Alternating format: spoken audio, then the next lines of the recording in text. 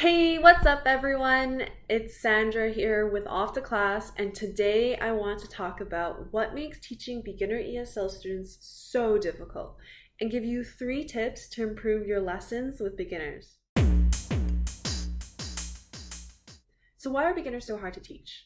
Well, it can be pretty overwhelming. I mean, if I have an intermediate or advanced student, I can just ask them what they want to learn or where they struggle, and off we go.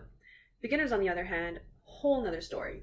If a student needs everything, then where do you start? You need vocabulary to teach grammar, and grammar to teach vocabulary. It's the chicken and egg. What the heck, beginners? In all seriousness, beginners are indeed tough to teach. So let's get right into the 3 tips. Number 1, act it out. Get comfortable with role play. There's no room for the chalk and talk teacher when it comes to beginners. Demonstrate your verbs. Push, pull, open the book, close the book, exaggerate your speech and movements. Beginners need this. They don't know a lot of words, so let your body do the talking. Number 2, use items you have on hand. Don't just tell, but show. Your beginners are going to appreciate it in the long run.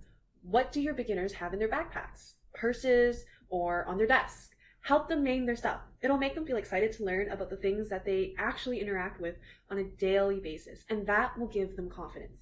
Plus, it's easy to teach and they'll remember the words. Number 3, model and drill. Do not be afraid to drill. Yes, it's gotten a bad rap over the years, but it's so helpful for beginners.